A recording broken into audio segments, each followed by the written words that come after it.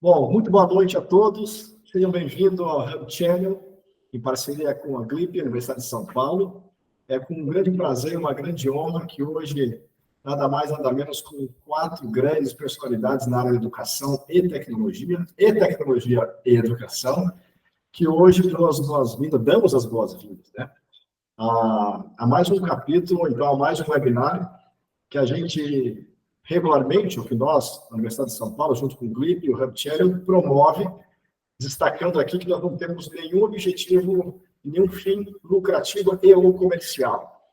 É uma iniciativa que nós já vimos tomando já há algum tempo. A doutora Maristela vai poder falar um pouco mais também da sua atuação e que preside esse centro que se dedica à sociedade, entre outras áreas também do conhecimento, mas que presta gratuitamente, através da Universidade de São Paulo, esse grande abraço à sociedade, multiplicando o conhecimento e também difundindo o saber, ok? Bom, eu vou procurar falar um pouco, ou bem menos do que as grandes feras que hoje nos cederam o precioso tempo deles aqui, com um tema que acredito que todos nós, falando entre amigos, entre profissionais, vem tomando uma dimensão mais do que exponencial, e reconhecidamente também observando alguns cuidados em vários aspectos, né? Nos aspectos não só da privacidade, nos aspectos legais, aspectos regulatórios e também aspectos de ordem de saúde mental. Então, hoje nós reunimos aqui grandes nomes, e mais do que isso, pessoas estudiosas, todos eles doutores nas áreas de conhecimento, para que a gente possa debater de maneira muito solta, muito, objetiva, mas também para que todos que participem, que estejam nos vendo, possam escrever no chat, ou então pedir em algum momento a interação e tirar qualquer dúvida. Aproveitar esse tempo que reunimos essas grandes mentes aqui e também interagir com eles. Como é que nós vamos operar? Então, qual que vai ser a nossa dinâmica, tá? Dentro de alguns segundos, então, eu passo a palavra para a doutora Maristela, e aí, nesse dado momento, os outros nossos 3 keynote speakers vão também interagir das suas contribuições. Para quem está nos assistindo, ou para quem está aqui na sala conosco, a gente sempre pede para deixar a câmera fechada durante a apresentação, que no dado momento a gente vai abrir a câmera de vocês, eu pedi para vocês abrirem, mas toda dúvida, pergunta, insight, vocês estão aí sim habilitados a escrever no nosso chat, tá bom? E fique à vontade, porque sem a participação de vocês, naturalmente fica um pouco vazio, né? O objetivo de estarmos aqui reunidos, tá ok? Eu vou passar a palavra, então, para a doutora Maristela Basso, vou deixar que ela também se apresente, além de ser uma grande profissional, magistrada também, e profissional da área do Direito, Advocacia do Estado de São Paulo, Brasil e internacional, é professora da Faculdade de Direito do Lago de São Francisco, da USP, nossa querida USP. Vou deixar a palavra com ela, e depois a gente começa a bater esse papo gostoso sobre transformação digital e educação. Doutora Maristela, muito obrigada, a palavra é sua. Obrigada, Felipe. Eu quero cumprimentar também muito carinhosamente todos os colegas que aqui estão, agradecer o convite, essa oportunidade, dizer que estou muito honrada de poder participar desse debate, enfim, e estou aqui à disposição para qualquer comentário, observação ou questão que quem está nos ouvindo queira nos trazer, terei aí satisfação se puder ajudar na construção da resposta. Bom, como você já disse, eu sou advogada, né? Professora da Faculdade de Direito do Lago São Francisco, e tenho formação psicanalítica, e na minha formação psicanalítica eu aplico ao direito, às questões jurídicas, especialmente relacionadas aos bebês, às crianças e aos jovens.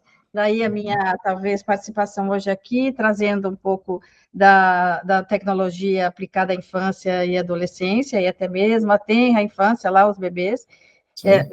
Pretendo trazer alguma contribuição nesse sentido. Bom, como você disse, eu sou membro fundadora do Global Institute for Peace, que é um instituto, na verdade, é um núcleo de estudos avançados da USP, vinculado o GLIP à Poli, a Faculdade de Engenharia, e o Global Institute for Peace, ele reúne não só estudantes da graduação, da pós-graduação, mestrado, doutorado e pós-doutorado, mas também professores, pesquisadores, acadêmicos, intelectuais, de todos os lugares do mundo que enfim, tem alguma pesquisa ou alguma contribuição para os temas relacionados à paz. E temos aí uma carteira grande de nichos, né? Desde a cultura indígena, mulheres, grupos LGBTQI+, questões mais complicadas, como relações internacionais, enfim, a nossa carteira é grande, temos muita gente pesquisando.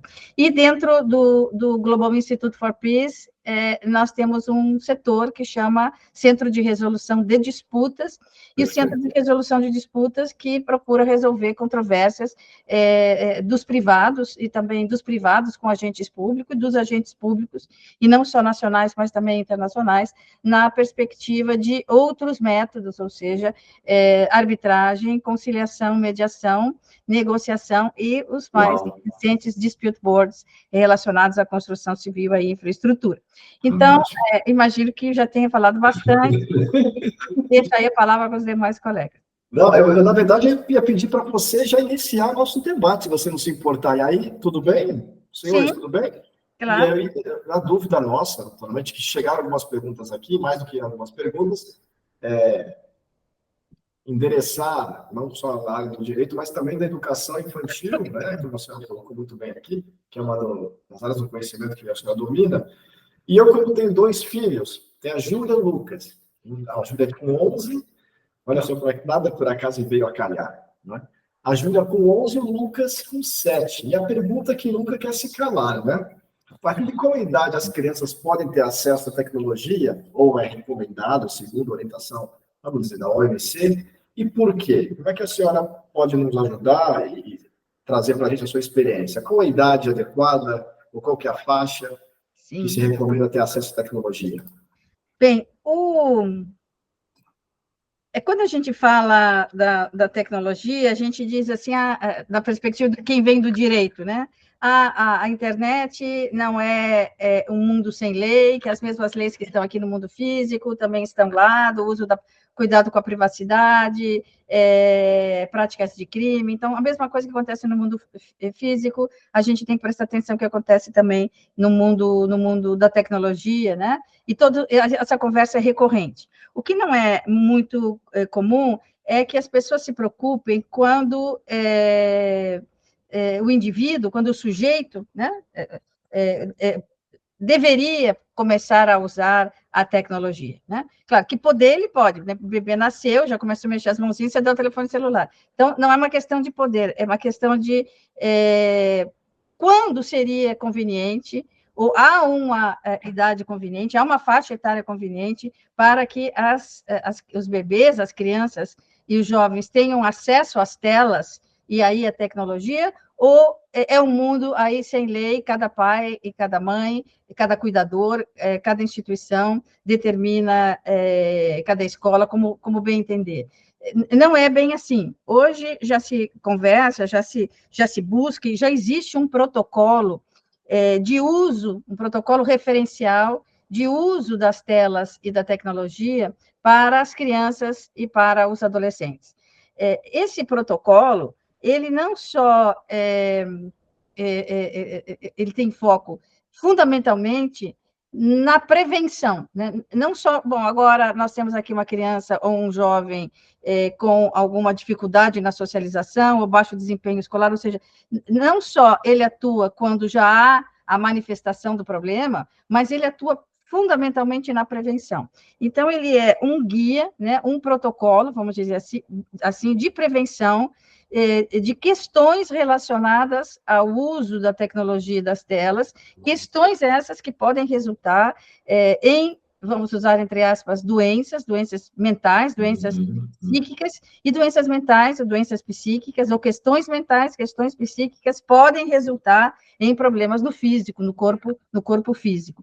Então, esse digamos, protocolo, esse guia, ele foi escrito por quem? Por várias mãos, na verdade. A OMS, a Organização Mundial da Saúde, começa já há algum tempo atrás a se preocupar com o excesso de uso das telas e da tecnologia por parte das crianças, como eu disse, de tenra idade até maiores, na primeira infância, né? Primeira infância, vamos aí, do 0 aos 4, 5 anos, 0 aos 4, 5 anos é a primeira infância. Depois dos 5 anos até os 10, 9, é uma segunda infância. E depois aí nós começaríamos a puberdade, a pré-puberdade e a puberdade, ou seja, a adolescência. Então, a OMS se deparou com uma série de sintomas e doenças que foram trazidas por pais, professores, pedagogos, psicólogos, psiquiatras, ao longo dos últimos, digamos, 15 anos. Doenças como, por exemplo, dificuldade de socialização dessas crianças nas escolas ou nos ambientes nos quais elas têm que se socializar, num aniversário, numa festinha da família. Baixíssimo desempenho escolar, transtorno do sono. Desculpa, porque estou em plena... Pode pegar seu copo aí com a bebida de preferência. Eu anotei aqui, transtorno do sono e alimentação. Problemas visuais.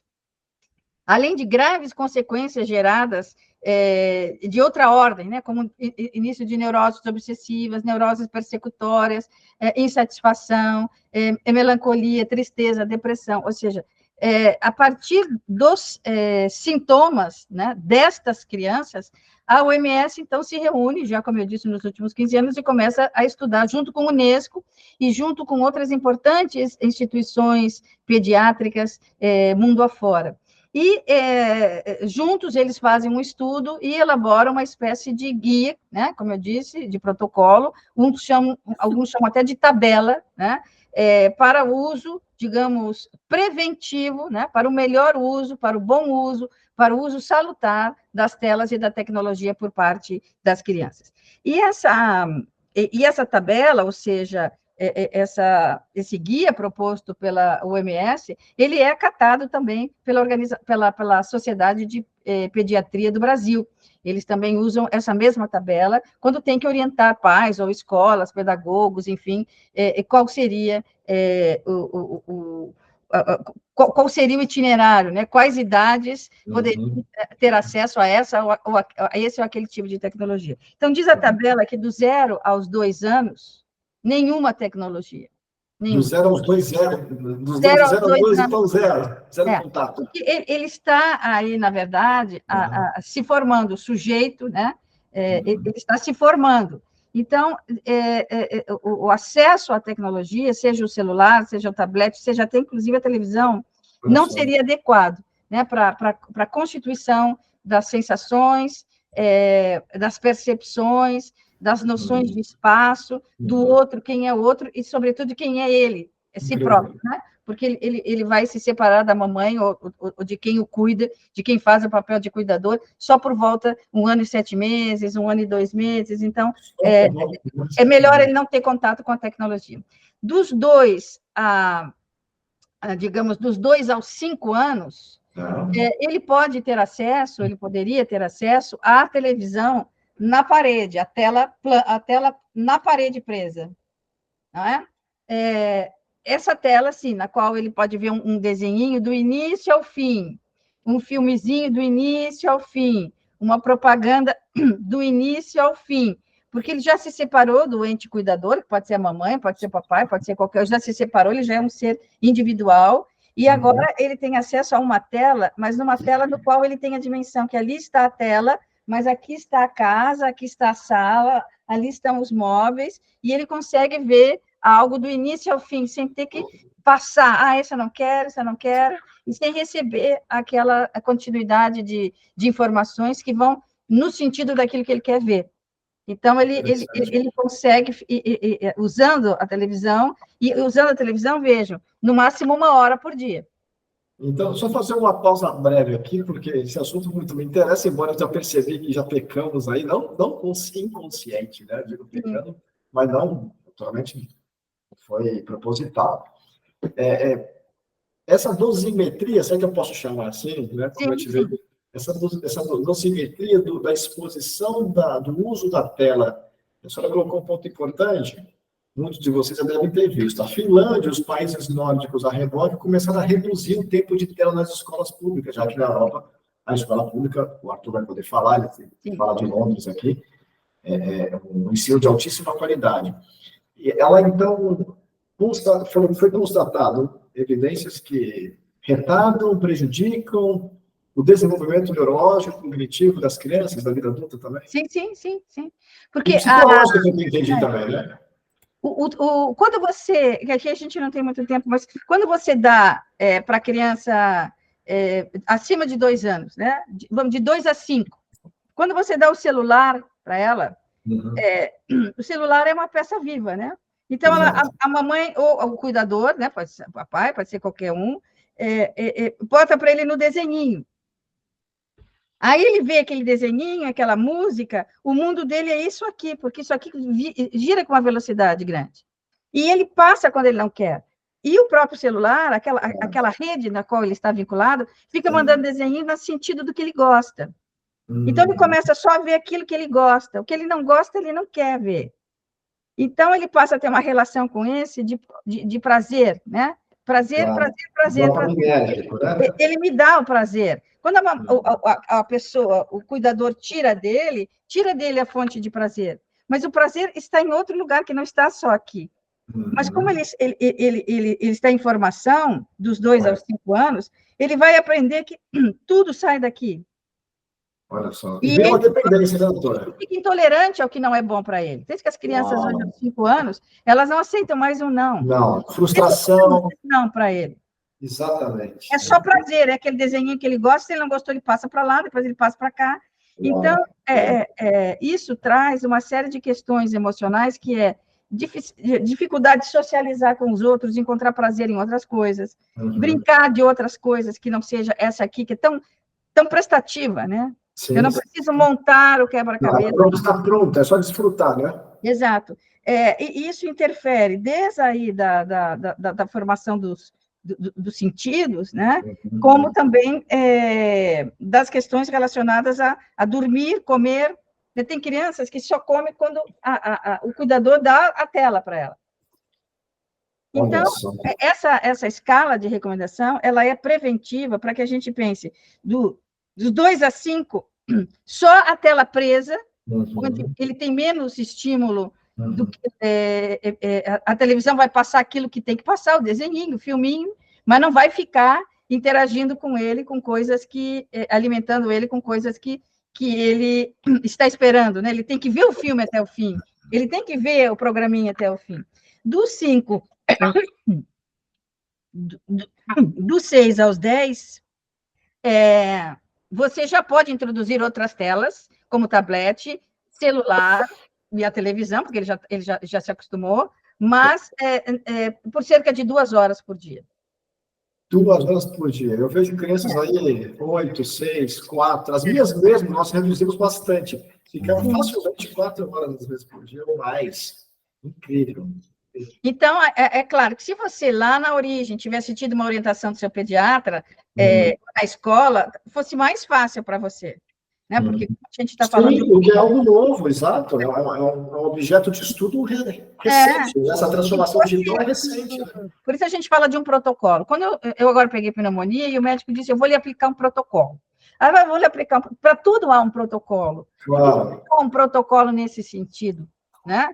Porque se você pensar 1 hora por dia ou 2 horas por dia numa criança até os 9, 10 anos, é bastante tempo, porque o dia para ela tem 8 horas. Ela vai à escola, ela chega em casa, ela brinca, depois ela vai dormir. Né? O dia dela não é tão longo como o do adulto, que chega a ter 15 horas. Então, quando você introduz 1 ou 2 horas, podendo aumentar 30 minutos no final de semana, não é pouco tempo. Né?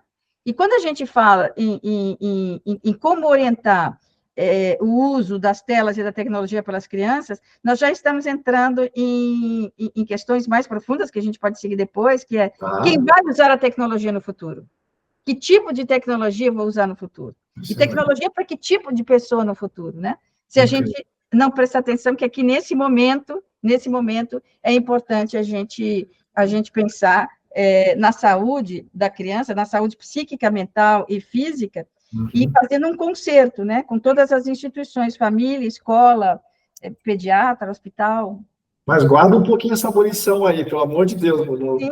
Eu sei que tem muito conhecimento para compartilhar conosco aí. Se a senhora não se importar, então, a gente vai continuar. Fica por favor.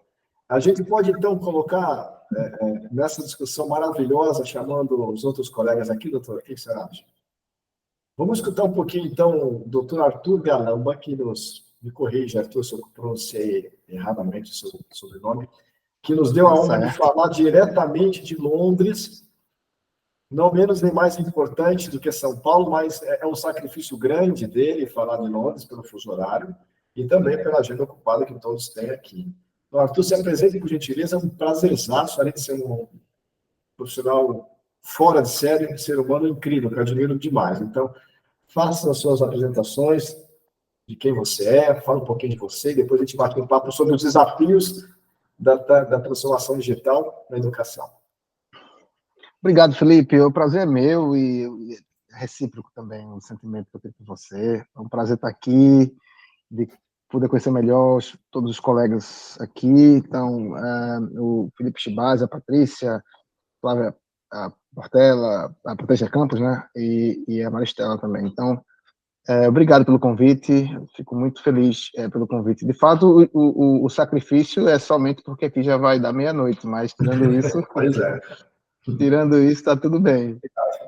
Mas vale a pena aqui o bate-papo. Eu adorei a fala da Maristela. Obrigado, foi muito interessante. Assim, eu acho que, como também eu sou pai de um garoto de 6 anos, então eu também tenho me interessado bastante sobre essas regras de utilização de telas, né? E a gente termina lendo alguma coisa aqui, escutando um especialista ali e vai tomando um pouco de decisões. Eu acho que eu fico feliz que a gente, aqui em casa, conseguiu mais ou menos aplicar esses protocolos que a professora nos explicou. Agora, sim, a gente está entrando cada vez mais nessa era digital, online, de conectividade, de acesso jamais, sem precedente a uma informação livre, gratuita, não só informação factual, análises da mídia especializada, mas também em ambientes sociais, onde as pessoas terminam aprendendo umas com as outras, a partir de reflexões, a partir de bate-papo e tal. De uma certa forma, a gente aprende muito nesses ambientes. Acho que eu vou tentar, talvez, fazer uma ligação com o que a Maristela falou, com o meu trabalho, que a gente... Principalmente os desafios, né, Arthur? Desculpa te interromper, querido. Principalmente Sim. Os desafios, que é muito amplo quando falamos de desafios. Tem várias perspectivas, ou várias lentes que podemos observar. Mas você é um especialista e mais do que especialista, um estudioso, estando aí em Londres, Atlântico Norte, e tendo acesso também a outras facetas da sociedade, como é que a transformação digital implica na saúde mental, comportamental, física, fisiológica e também no aprendizado. Seria fantástico te ouvir, cara. Olha, assim, minha preocupação com os desafios da utilização de ambientes digitais são, assim, falando grosso modo, são duas. Uma é que a gente que é apaixonado em descobrir novos conhecimentos, em se enveredar por conversas com pessoas interessantes, e a gente que trabalha com educação, a gente, no momento, está perdendo feio, né? Está perdendo de lavada para ambientes digitais que não tem como objetivo a educação. Tem como objetivo manter as pessoas meio que presas em ambientes de socialização, mas que não são voltados exatamente para a aprendizagem. São voltados para as pessoas trocarem figurinha e falarem de qualquer coisa que não... Ali, sim, claro, você vai ter pessoas ou instituições comunicando alguma coisa de valor, mas tem muito tempo que é jogado fora dentro desses ambientes apenas como passatempo, e isso termina esses usuários sendo utilizados por essas empresas para ser um público que vai receber campanhas de publicidade de empresas e tal para ser de consumidores, simplesmente consumidores. E a gente está perdendo feio. A gente não tem conseguido oferecer para esses indivíduos espaços online que sejam muito interessantes, que sejam onde as pessoas passam muito tempo de suas vidas aprendendo nesses ambientes online, em vez de ir para espaços onde eles não vão, de fato, estar aprendendo, ou desenvolvendo um pensamento mais crítico, ou tendo um entendimento mais complexo da realidade, e por aí vai. Esse é um. E o outro tema, assim, que me interessa de adentrar, pensando aqui nos ambientes que existem e que são voltados para a educação no momento, tipo, por exemplo, os Virtual Learning Environments, né? Ou no Brasil, que a gente chama de AVA, né? Ambiente Virtual de Aprendizagem, que existe no mercado no momento. Qual é a efetividade desses espaços, que aparentemente ela é mais baixa do que deveria ser, e entender quais são os desafios, o que é que está faltando ainda nesses espaços que deixa o ambiente mais colaborativo, mais interativo, mais provocador, mais motivador, mais engajador, que alimenta ali, se retroalimenta como um espaço onde as pessoas querem retornar e continuar aprendendo, contribuindo com esses espaços também.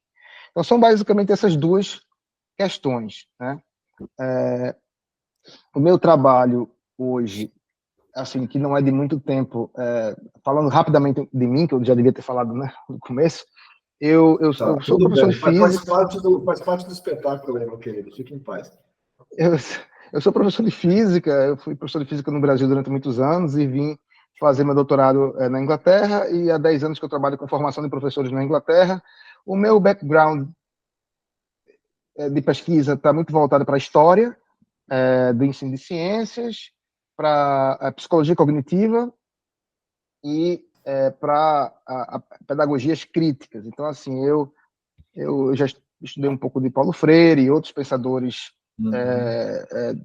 diferentes vertentes da pedagogia crítica, educação humanista, escrevi mais recentemente um pouco sobre decolonização para o ensino de ciências, e mais recentemente eu passei também a investir meu tempo de pesquisa e desenvolvimento de ambientes de aprendizagem que tentam responder a essa crise ou essa dificuldade que a gente tem de criar ambientes de aprendizagem mais interativos e engajadores. Então, é isso o que eu faço hoje em dia, né? Então, assim, eu desenvolvi essa plataforma chamada Colabits, junto com um amigo, colega, irmão brasileiro e outro americano, e a gente hoje já utiliza essa ferramenta aqui no King's College, tem instituições espalhadas pelo mundo utilizando, no Brasil tem algumas, e a gente está muito feliz, porque a gente acredita, de fato, numa transformação da maneira como a gente se utiliza de tecnologias digitais, online, na aprendizagem dos estudantes, tentando sair de uma utilização pontual, onde ferramentas onde são utilizadas apenas como repositório, onde, né, o professor, a professora compartilha seus documentos com os alunos chegam nesse ambiente, fazem o download desse material, mas eles fazem isso de forma muito isolada, sem trocar ideia com demais. Eu digo isso assim, em sua maioria, né? Mas aqui e acolá você vai ter, sim, alguma interação, mas, de grosso modo, pelo menos na minha experiência aqui na universidade, é essa. Então, a gente tem transformado bastante essa ideia de uma aprendizagem, uma utilização mais ubíqua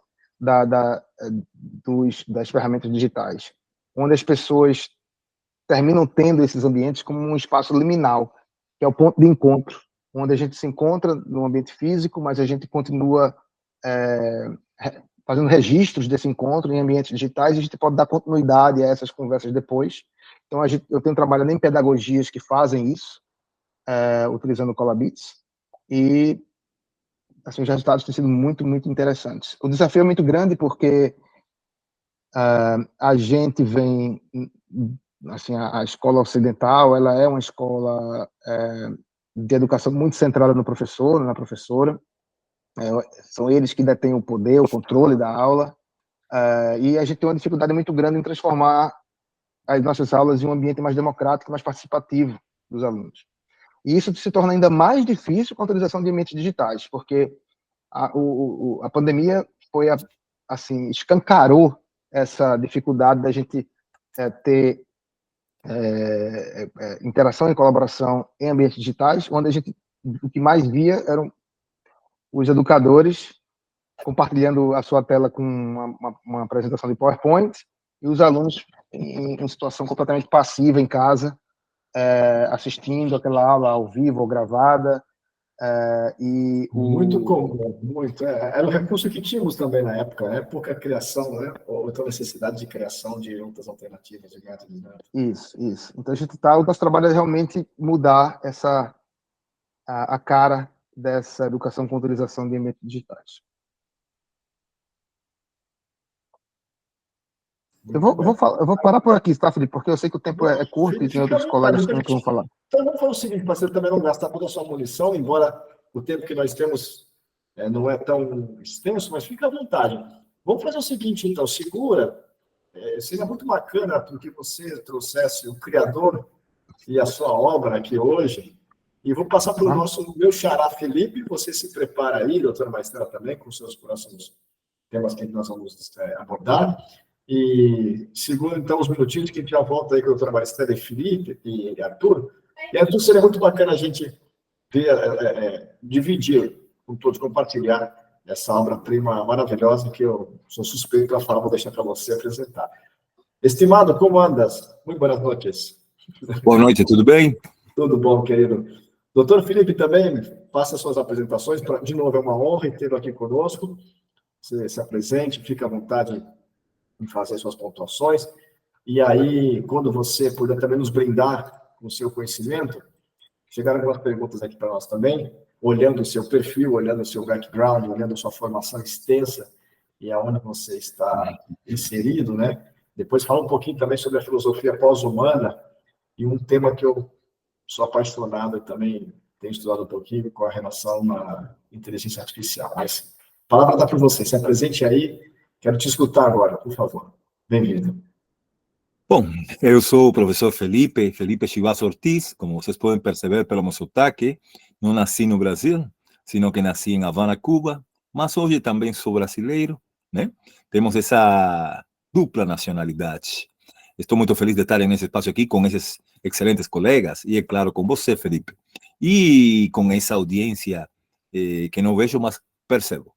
Então, bom, eu sou, vamos dizer assim, por onde começar, né? Bom, eu sou professor, né? Professor livre docente pela USP, também professor doutor, é claro, para poder ser livre docente tem que ser primeiro professor doutor. Também agora ocupo a função de coordenador executivo do Centro Internacional de Inovação e Desenvolvimento de Cidades 1000, da Universidade de São Paulo. E também estou, nesse momento, como co-líder internacional do grupo de inovação do Unesco 1000 Alliance, ou Unesco 1000 Alliance, né, para dizer mais numa língua romance. Bom, e é um pouco o que eu faço, né? E, bom, sou autor de diversos livros sobre assuntos que estão agora em bastante debate. O organizador, né? O último livro que lançamos, que foi também lançado pela USP e pela Universidade de São Paulo, né? Quer dizer, pela Unesco 1000 Alliance na Universidade de São Paulo, né? Laxus Linguis, no Laxus Mentis. Precisamente é um livro que tem um título mais ou menos assim, Cidades 1000, além da inteligência artificial, o ESG e a Agenda 2030, né?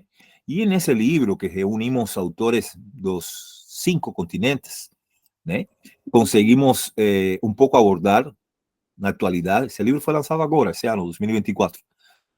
Conseguimos abordar, né, um pouco desde diversos ângulos, desde diversos universos profissionais, essa nova realidade que estamos todos construindo, que nós chamamos de universo híbrido, porque não é digital, mas também não é mais só físico.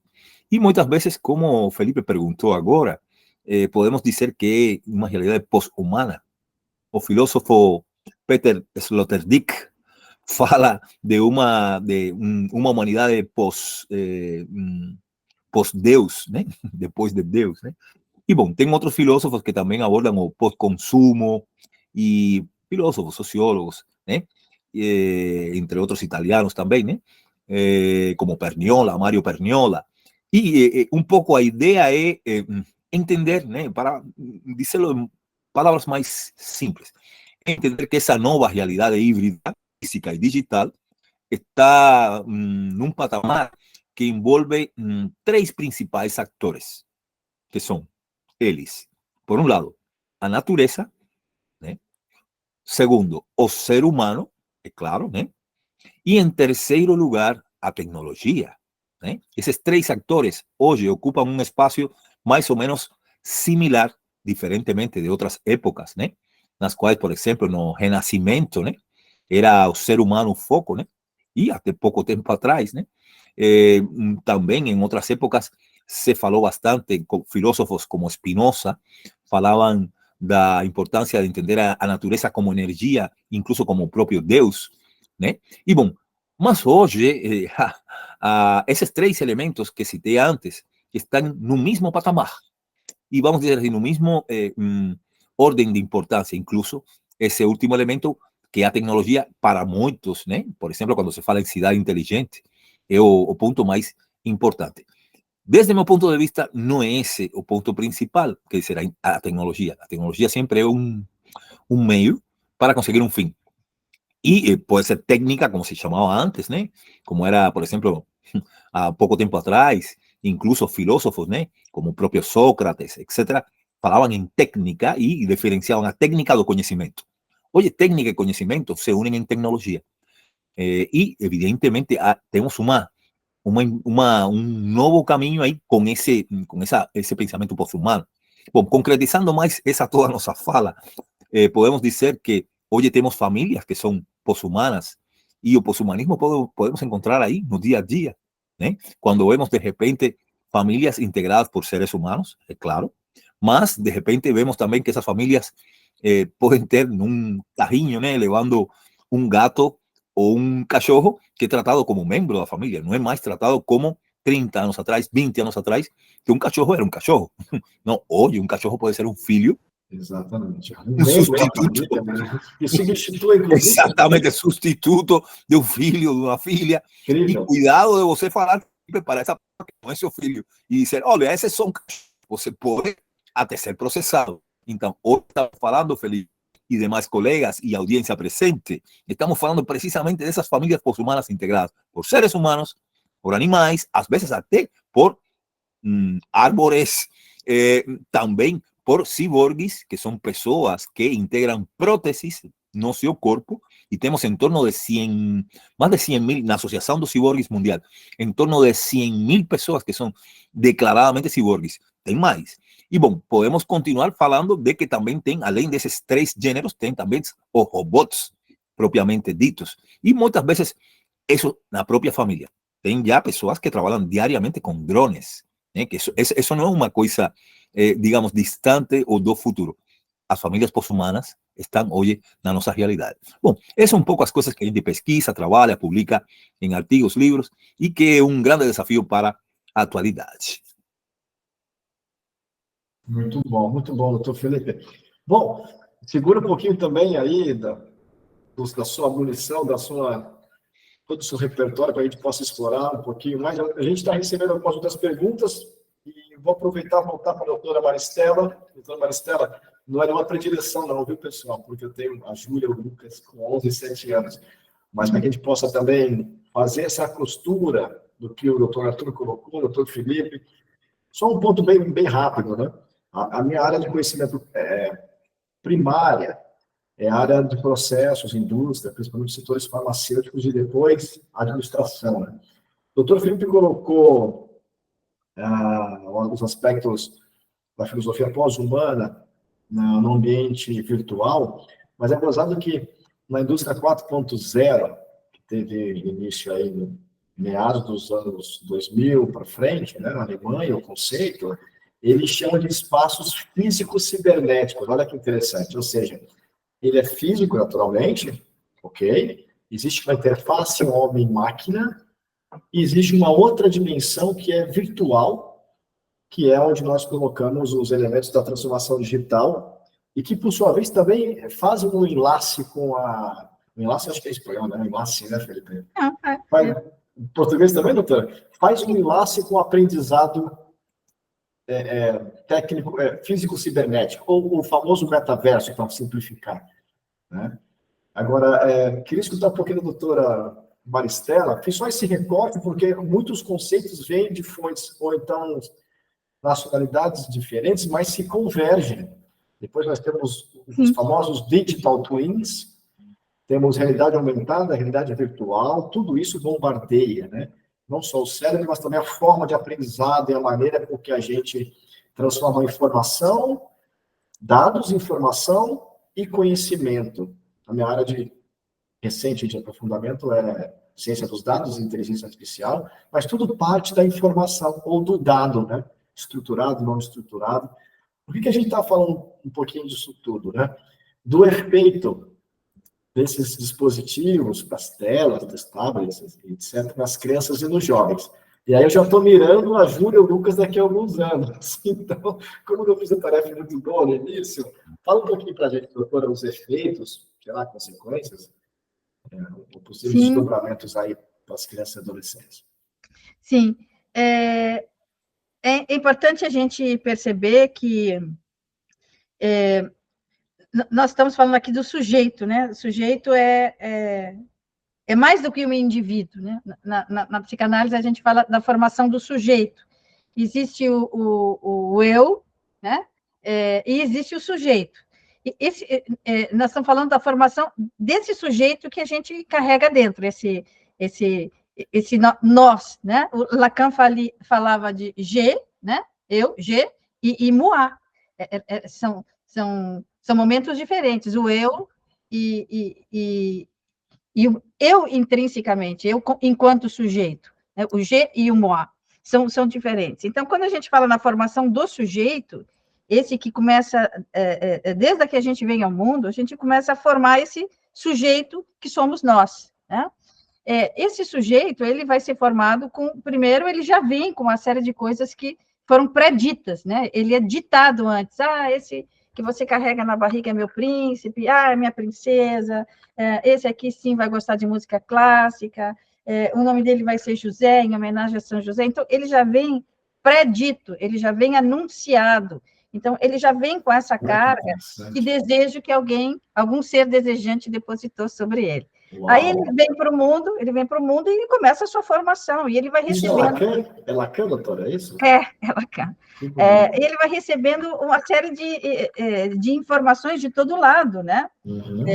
E essas informações de todo lado vêm do mundo físico, vêm da mamãe, do papai, de quem faz o papel, da instituição, que vai conversando com ele, vai dando sinais, vai fazendo sons, né? Vai fazendo caras, ele vai ouvindo, ou seja, o mundo físico. Se nessa Babilônia, né, que a gente fala, nesse momento no qual ele está sendo tragado, né, por tantas informações que estão aí no mundo físico, o barulho do carro, o cachorro que latiu, a mãe que chegou, ou a instituição que está cuidando dele, as pessoas estão chegando, é a hora da mamadeira, é a hora da comida. Ele vai recebendo tantas informações que são importantes na constituição desse sujeito.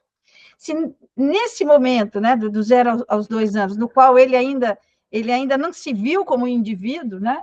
Ele não se viu ainda como independente, ele só vai se ver como um ser independente de outros seres, do papai, da mamãe, de quem cuida, a partir de 1 ano e 7 meses, a partir dos 2 anos. E é muito interessante que quando a gente bota esse bebê de 7 meses, 6 meses, quase 2 anos na frente do espelho, a gente vai ver que ele, pela primeira vez, aí entre 1 ano e 7, 2 anos, se você colocar ele na frente do espelho, você vai ver que primeiro ele se vê preso a alguma outra coisa que está ali, a mamãe, a papai, a quem faz esse papel. Mas com os minutos, passados os segundos dos minutos, que ele começa a gesticular, ele começa a ver que ele é independente do outro, que ele já é um ser independente, que ele tem uma vida própria, que ele não está fundido mais no outro. Muitas vezes a gente vê os videozinhos da internet e vê que as crianças de 2 anos que estão na frente do espelho, elas costumam sujar assim o rosto. Olha só. E quando elas sujam verdade. o rosto, elas identificam, bom, mas aquele sou eu. Ou Pra elas se ficam perceberem. procurando. Se nesse contexto no qual o Moá, né, o sujeito está sendo formado, você coloca muita informação, ou informações que ele não consegue processar, porque ele está processando até os 2 anos, ele estava fundido a quem o cuidava. A partir dos 2 anos, agora ele é um ser independente, né? Ele existe, ele se separa, essa separação é muito importante para a saúde mental, porque tem bebês que ficam fundidos ao cuidador, né? À mãe ou ao pai, ele fica fundido e aí ele vai desenvolver uma psicose. Mas, saudavelmente, quando ele se vê como ser independente e ele é assolado por todo esse tipo de informação, ele vai ter que processar, né? A mamãe, o papai, o cuidador, a vovó, quem cuida dele, o barulho do cachorro. Se você, nesse contexto, ainda você pôr mais informação, a televisão, o celular, a tela, qualquer que seja, você dificulta esse processar do sujeito. Você vai fazer com que esse sujeito tenha muito mais dificuldade de se constituir enquanto sujeito do que o outro que, na verdade, recebe informações com as quais ele pode processar. Bom, que uma criança de 2 anos pode processar ou não, é aí que entra o guia da OMC, né? Da OMC, da Organização Mundial da Saúde, quando ela diz, olha, até os 2 anos, não dê para ele mais informações do que aquelas que o meio físico já proporciona, para que ele possa se organizar enquanto sujeito. Quando ele tiver esse núcleo organizado, que ele se vê independente, que ele já começa a se constituir como sujeito, então introduz a televisão, a tela plana, com as informações que ela vai passar, porque ela passa informações de forma organizada e não desorganiza o virtual com o real, né? Então, isso é muito importante quando a gente pensa, além da saúde, que advém do uso da tecnologia, o uso prematuro das telas, da tecnologia da informação, que vem pela tecnologia, ela ultrapassa só o que diz respeito à saúde decorrente do uso da tecnologia. Ela está vinculada à constituição do indivíduo, enquanto sujeito agora, que se relaciona com os objetos afetivos que estão fora. Muita informação desorganiza a constituição. Por isso que os meninos com 4, 3, 5 anos não toleram o não toleram a insatisfação. Olha só. Né? Por quê? Porque eles foram levados a uma constituição de um sujeito que é um sujeito quase maníaco. Né? Eu quero isso nesse momento, eu só vejo o que eu quero, me dá, senão eu não como. Ou seja, ele começa a usar a tecnologia para satisfazer esse sujeito que está em constituição, mas que está em constituição, digamos, de uma forma não tão saudável, porque ele vai carregar a vida inteira, né? Outras patologias vão aparecer. Uau! É muita informação, vou ter que fazer uma pausa aqui para poder processar. Mas estou entendendo, então, que a criança, nesse momento, está entre a primeira e a segunda infância, né? Ela precisa ter o seu tempo também para digerir e processar o que está sendo dado a ela, além da percepção do espaço psicossocial, é isso mesmo? Sim, porque a tecnologia, as telas, ela deve estar a favor da criança, né? E, de uma certa forma, nesse momento, quando você dá como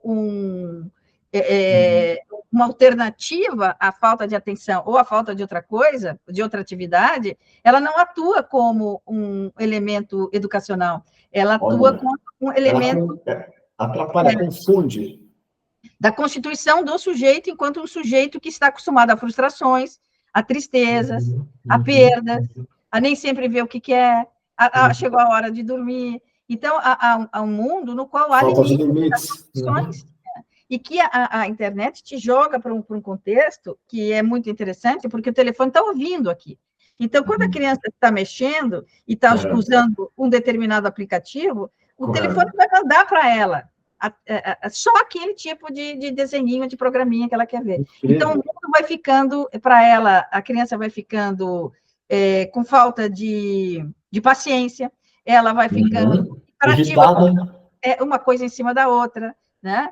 Ela vai ficando, ela prefere ficar ali do que descer para brincar no play, ou seja, ela vai encontrando aqui toda sorte de satisfação, de prazer, quando, na verdade, logo, logo ela vai descobrir que não. Mas quando ela estiver numa fase que ela consegue entender que toda a satisfação não vem daqui, ela já não sabe onde procurar, porque ela não teve os referenciais. Os amigos, o jogo de quebra-cabeça, o jogo de futebol, o tênis, a hípica. Por quê? Porque ela foi projetada até por uma série muitas vezes, de conforto dos pais. Porque os pais, para poderem estar no celular ou no computador, isso também. Eles dão para criança. Então, Felipe, algo sobre o qual é preciso uma campanha grande, né? Como essa campanha que a Greta Thunberg faz no ambiente, do direito ambiental, sim, a gente tem que fazer para que houvesse, como você disse, uma verdadeira aliança entre as orientações pediátricas, as orientações escolares pedagógicas, as crianças em casa, ou seja, que quando a criança ouve que o amiguinho, colega só usa 1 hora, e que ele não pode tal coisa, ele também não, né? Ou seja, é uma voz corrente que a criança no primeiro ano aprende o beabá, depois ela vai para o segundo ano, aprende tal coisa, depois isso está certo na pedagogia do mundo físico, mas na pedagogia do mundo tecnológico há um consenso, né? Há uma corrente que diz até os 2 anos, depois dos 4, depois dos 5. Você vai nos berçários, muitas vezes, onde você deixa seu bebê de 6 meses, e tem uma enorme televisão, ligada o tempo inteiro. Falando e bombardeando de informações o tempo todo. Quando esse sujeito aqui está se formando. Porque esse sujeito que a gente carrega dentro, como dizia Lacan, que você gosta, ele não tem idade, ele é atemporal. Por isso, na psicanálise infantil, a gente não diz criança, né? Estou usando criança aqui, mas a gente diz pessoa pequena e pessoa grande, porque esse aqui é atemporal. Né? Tanto que quando você sonha uma coisinha quando você era criança, mas você já está grande, depois você sonha uma coisa que você está mais velho, porque ele não tem idade, esse aqui. Incrível. Né? Então, a gente tem que tomar cuidado, ou seja, prestar atenção com esse sujeito em formação, porque esse sujeito aqui que vai caminhar, né? De que mundo a gente quer deixar para que sujeito, né? Então, a gente vai cuidar do mundo para deixar para que tipo de sujeito? É esse que a gente cuida. Fantástico. Deixa eu aproveitar, então, já que a senhora fez um gancho, não sei se a senhora terminou, me desculpa, não quero te interromper. O assunto é praticamente interminável, já que também o objeto ele é relativamente novo a esse nível de profundidade de estudo, não é verdade? Eu estou falando uma bobagem, ou seja, não se estuda esses assuntos, reflexões, tecnologias, impacto, uso, dosimetria, será que eu posso falar isso? Então, recomendações. Queria escutar um pouquinho o Arthur, doutor Arthur, exatamente não só sobre a criação do criador, mas também falar um pouco do que se tem criado, investido, aplicações de alternativas metodológicas, sejam digitais, virtuais. Fala um pouquinho para a gente a sua experiência, e naturalmente todo mundo está muito aqui ansioso, eu pelo menos estaria, de ver um pouco do Comet também. Mais uma vez, eu digo, é uma delícia escutar a Maristela falando, assim, é um assunto que toca todos nós, né? Exatamente. E, ao mesmo tempo, como minha área de estudo não é exatamente crianças do 0 aos 5 anos, eu trabalho com adolescentes e adultos aprendendo, eu fico aqui tentando ver como é que o que a gente faz pode dialogar para encontrar um ponto de convergência. Eu acho que um desafio comum aí, que é independentemente da idade, que tem a ver com o que eu tenho trabalhado, é que a relação nossa com as tecnologias digitais estão nos deixando cada vez mais afastados uns dos outros. Assim, por mais que a gente esteja muito conectado com a internet, a gente está ficando mais afastado uns dos outros, né? Assim, então, o que a Maristela falou, de que as crianças começam a ter dificuldades de socialização, E na fase adulta também, né? Porque a gente se senta num restaurante e às vezes quando a gente olha tem 5 pessoas à volta de uma mesa, adultos, e todos eles olhando o seu telefone celular já vira até esse caso. Isso já isso já é tão assim de saltar os olhos que já vira até uma forma a gente já fala como piada isso, né? De que famílias, como que a gente casais, na mesma mesa não se falam, trocam mensagem às vezes. Exato, você tem festas de Natal, onde as crianças se sentam, ou mesmo adultos se sentam ali no sofá, às vezes uma ao lado da outra, cada uma com seu telefone. E é curioso ver que, veja, tecnologia né, é indissociável do ser humano. Né? Ser humano e tecnologia são coisas que andam lado a lado e sempre andaram lado a lado. O filme de Stanley Kubrick, né, Odisseia, 2001 Odisseia no Espaço, ele fala justamente disso, né, de que o grande salto de independência do ser humano, assim, o salto de diferenciação do ser humano para os demais animais é esse, é a tecnologia e, claro, também a fala e tudo mais, né, a cognição e associada à fala e tal, mas tecnologia é um grande diferencial em relação aos demais animais. Mas num passado não muito distante, a gente, antes, por exemplo, da televisão, a gente costumava socializar, de estar em grupo com pessoas, seja discutindo temas, ou recitando poemas, ou falando sobre qualquer coisa, a gente compartilhava grupos de pessoas, ideias, né, e pensamentos. Daí, essas tecnologias digitais começaram a nos distanciar, porque primeiro a gente tinha uma televisão onde todo mundo assistia essa televisão juntos, né? O jornal está passando, vamos assistir, a novela está passando, vamos assistir. Então, ainda que a gente se mantivesse de forma muito passiva em relação à televisão, a gente não tem não tem voz, né? A gente não interage com a televisão, a gente interagia entre nós que estamos assistindo, a gente fazendo comentários sobre o filme e tal. O telefone de uma casa era um telefone apenas, e que esse telefone era compartilhado por todos daquela casa. Então, ainda havia ali uma socialização daquele equipamento. O tempo vai passando, a gente passa a ter o nosso computador, o nosso tablet, o nosso celular, e cada vez mais há menos a necessidade de compartilhar, interagir, negociar esses artefatos com as pessoas que estão ao nosso lado. Então, termina que, de fato, você começa a viver uma vida paralela àquela pessoa que está ao seu lado.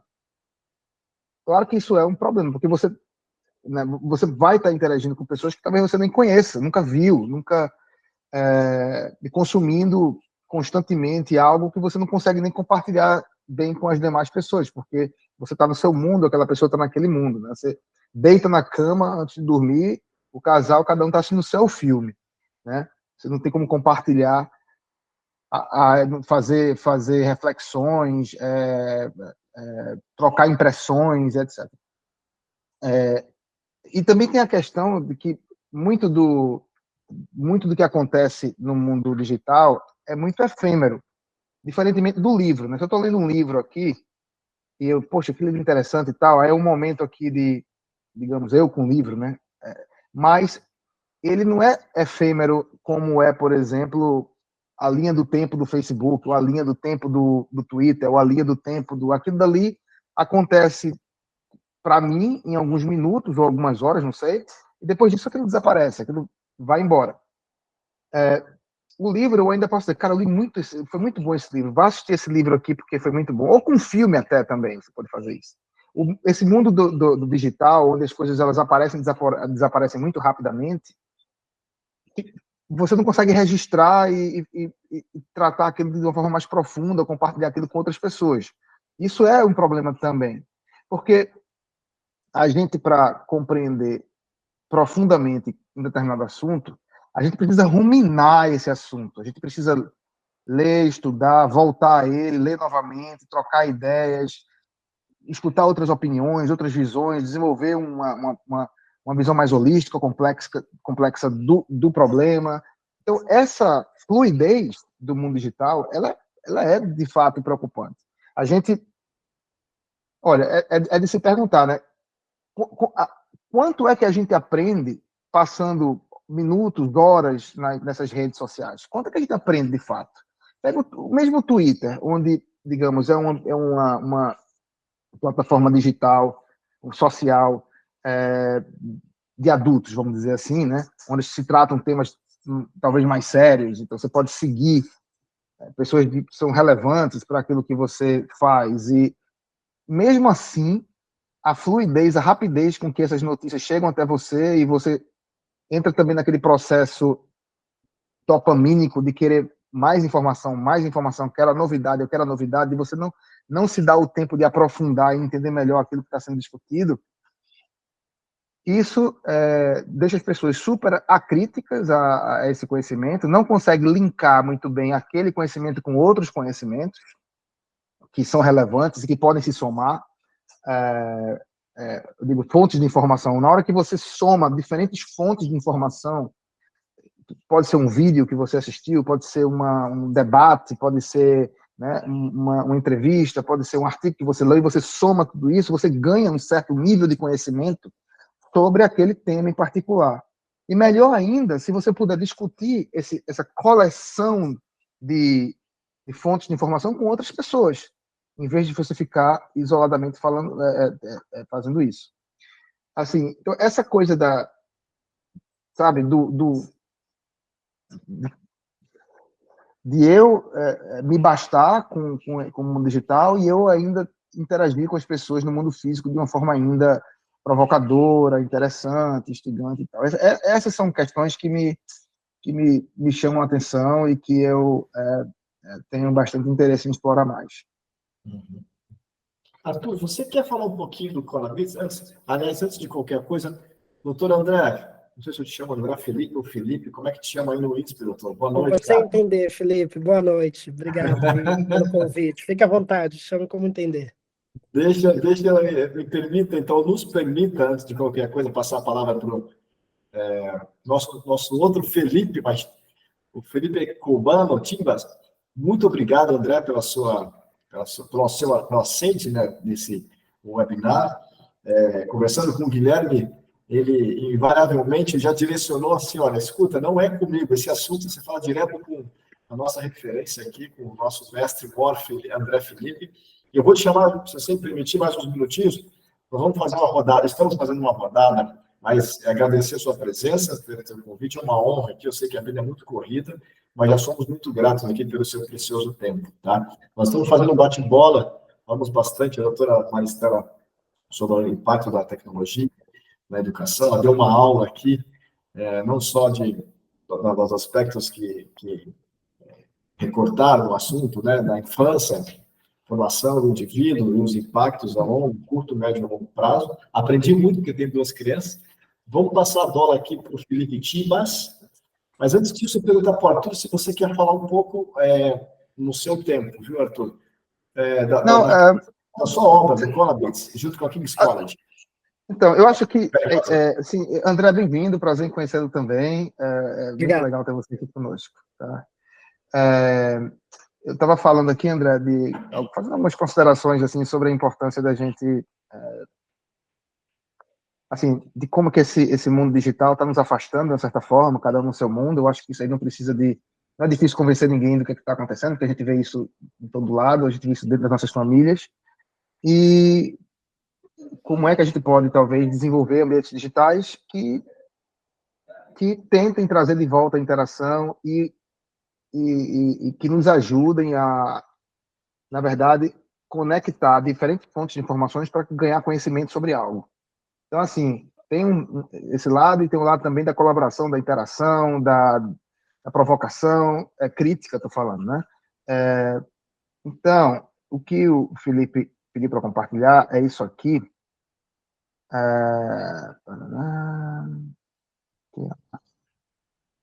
Estão vendo minha tela?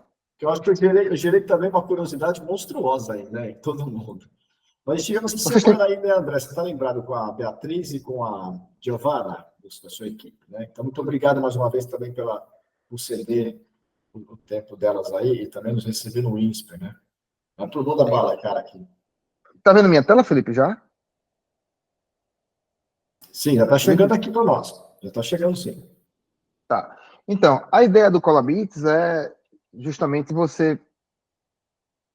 A gente foi criar um ambiente de aprendizagem onde a gente consegue ter no mesmo espaço e compartilhar com colegas, com os alunos e, sabe, com todo mundo que pertence a esse ambiente aqui, quaisquer tipo de conteúdo digital. Então, quando eu clico num bit desse que está aqui na tela, eu vou ver o conteúdo. No caso aqui, isso é uma aula que eu estou, no momento, dando assincronamente para professores no Brasil. É uma parte da minha pesquisa, eu e uma professora chamada Lilian Bassi, que a gente está fazendo essa pesquisa juntos. E, como eu disse, você, ao clicar em qualquer um desses bits, você vai ter acesso ao conteúdo dele. Eu queria mostrar um exemplo em particular de uma aula que eu dei aqui na universidade, eu dei uma aula sobre a física do playground para os meus alunos. A gente foi a um playground onde meus alunos, eles gravaram vídeos, tiraram fotos de um playground e falaram da física do playground. E, assim, a aula, ela se desenvolveu, primeiro iniciou fora da sala de aula, e depois, em sala de aula, a gente pôde começar a fazer conexões daquilo que eles trouxeram para a sala de aula com outros recursos, né? No caso aqui, enquanto a gente estava discutindo em sala de aula, eu compartilhei com eles uma simulação sobre o pêndulo. A gente fez comparações entre o pêndulo real, né, o balanço de verdade, e o pêndulo matemático, né, a simulação de um pêndulo, e como é que essas duas entidades podem ser comparadas. E, ao mesmo tempo, o Colabits permite que você, aqui dentro, você tenha um bate-papo, um chat focado nesse conteúdo que foi compartilhado por alguém. Então, você pode escrever aqui, você pode tagar pessoas, né? No caso aqui só tem eu nesse curso, porque esse aqui é uma cópia, meus alunos não estão aqui. Mas ao tagar alguém, você chama, você contacta outras pessoas para participar dessa discussão. Então, assim, compartilhamento de documentos em PDF. Você pode também relacionar aqui fóruns de discussão a esses conteúdos. Você pode relacionar isso a uma apresentação em PDF, tá? E assim por diante. Como você vai fazer o assemblage desse grupo de fontes de informação, isso aí varia demais. Depende da aula, depende do conteúdo, depende das pessoas. Mas o importante aqui é a gente manter esse ambiente um ambiente aberto, de contribuição de todos os atores. Normalmente é esperado que o professor, a professora tenha um pouco de liderança nisso, mas a gente mantém esse ambiente aberto para que todos possam contribuir. Tá certo? Tem muito a se dizer, assim, tipo, a gente tem essa vantagem de poder passar de uma aula para outra aula e manter tudo isso registrado, né? As aulas, elas crescem, se desenvolvem, são estruturadas de formas diferentes, mas o importante aqui é, como eu disse, é de você não perder essa relação entre os conteúdos e poder trazer uma discussão para dentro dos conteúdos que estão sendo compartilhados, tá? Assim, resumidamente é isso. Eu sei que o tempo é curto, eu não vou falar mas, muito. Arthur, eu vejo até, se você me permitir, estender o convite para a doutora Maristela, o André Tamati, que é convidado de novo da doutora Maristela, porque eu tenho a oportunidade de ter contato antes. O André, de maneira muito sucinta, e o doutor Felipe também aqui presente. Acho que é uma grande oportunidade de nós entendermos também o que vocês desenvolveram junto com a Química Escola, de você, principalmente, né, como pesquisador, professor, catedrático, estudioso, porque são formas novas de aprendizado, metodologias de interação, que eu, primeiramente, quando escutei a ideia, eu consegui concretizar aqui dentro. E como é que você interage de maneira com diferentes formas de mídias, né? E não só isso, fazendo conexões com as aulas, com o conteúdo e interagindo, realmente é muito inovador. Eu convido todos vocês que continuem o contato aí, convido naturalmente o doutor Arthur também, para que a gente possa explorar e multiplicar, porque todos nós estamos nessa jornada juntos, né? Muito bom. Sim, obrigado, Felipe. A gente tem trabalhado com universidades no Brasil e estamos querendo sim ampliar parcerias e trabalhar juntos nessa transformação do aprendizagem em ambientes digitais, tá? É um trabalho que vai ser de longo prazo, mas que a gente está muito animado com o que conseguimos até agora. Muito bom. E aproveitar o gancho, convido o nosso estimado Felipe Chivas para que também nos contribua aqui sobre um assunto muito polêmico e também de altíssima relevância do tema de hoje, ou dos temas de hoje, que é sobre a ética da inteligência artificial nessa transformação digital e na intersecção da educação, meu caro amigo. Por favor, conta-nos. Tá no mudo, cara, o microfone. Aí, Bom, agora sim. eu não tinha colocado no mudo, mas tudo bem. A ideia é que, não, como comentamos na nossa primeira intervenção, nós estamos, vamos dizer assim, num universo que é híbrido, físico e digital, e que, por um outro lado, é também um universo que envolve tanto por trás, né? Tem o algoritmo, por um lado, mas tem também a palavra, resumidamente, quer dizer, tem diversas semióticas, né? Diversas simbologias, significados e linguagens que estão por trás dessas realidades, né? É como a gente imaginar aquele filme Matrix, né? E ver que estamos numa cidade aparentemente bonita, linda, com pessoas, e de repente vemos que por trás tem algoritmos, né? E essa realidade, essa outra realidade que a veces não é tão bonita assim, né? Bom, estamos en un universo así que precisa de entendimiento de ciencias de datos y ciencias sociales, entre aspas, ciencias sociales como filosofía, ¿eh? Entre aspas, no por ser ciencias, sino entre aspas por social, ¿eh? Son ciencias, ¿eh? Y ciencias do ser humano también, ¿eh? Entonces, tenemos por un lado ciencias sociales, tenemos por otro lado las ciencias de datos, que también son ciencias humanas, ditos de más, esa clasificación de las ciencias que a gente tem un poco, ¿eh? Entonces, nessa junção é necessária a ética, né? Porque, por exemplo, quando vamos pesquisar, né, determinados assuntos, é necessário saber como vão ser divulgados esses dados, como vão ser analisados esses dados, né? Falando de pesquisas que hoje utilizam bastante inteligência artificial, né?